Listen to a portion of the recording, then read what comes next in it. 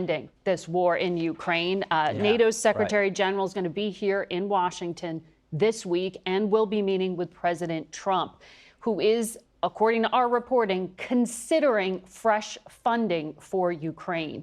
That would be the first time since he's taken office. What do you know about what is coming?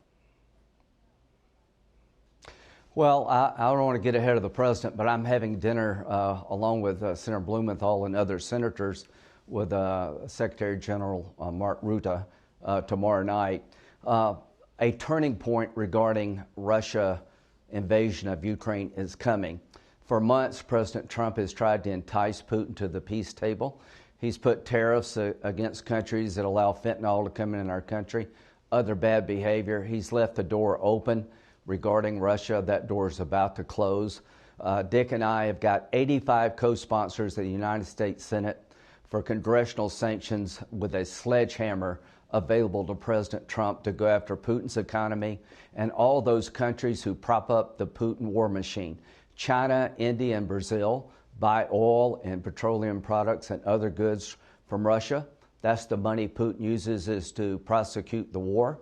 And this congressional package that we're looking at would give President Trump the ability to impose 500% tariff on any country that helps Russia and props up Putin's war machine. He can dial it up or down. He can go to 0 to 500. He has maximum flexibility. But we're going after the people who keep Putin in business and additional sanctions on Russia itself. This is truly a sledgehammer available to President Trump to end this war. Senator Blumenthal, on those sanctions, the president said he expects the Senate to pass this measure you put together. And he described being able to terminate it as totally at my option. It very respectfully lets the president do whatever he wants and decide whether or not to exercise it. I know that has raised some concerns among your fellow Democrats like Senators Kaine and Senator Coons. How do you assure them that this is as tough as you promise? This has to be a critical moment for these sanctions, and bringing down this sledgehammer at this moment was emphasized by all of the European allies who were at the meeting that Senator Graham and I attended in Europe. They are absolutely in solidarity, one after another, in that closed-door setting, express the view that these sanctions have to be tough and rigorous to change behavior. And so the waiver language that we will have in this bill is very much alike the provisions that have existed in past similar measures that give the president the ability to act in the national security, but also provide congressional oversight. And I think that kind of assurance to my Democratic colleagues is very important. But what is most important, I think, at this moment is our unity. Senator Graham and I, Republican and Democrat, coming together, the European leaders with diverse views, also in unity.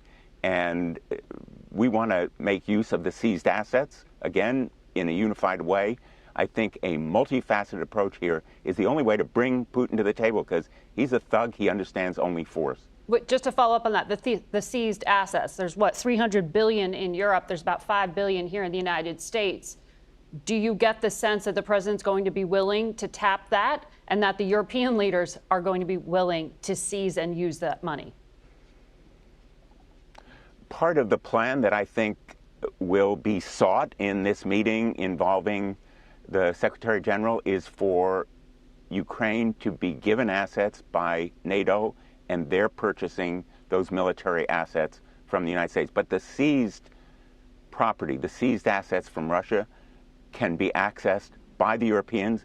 They are devising a plan to do it, at least for a part of those assets, billions of dollars, in the interest that is derived from them. Very, very important resources for Ukraine. And the $5 billion that the United States has also could be accessed. And I think it's time to do it. And we'll be talking to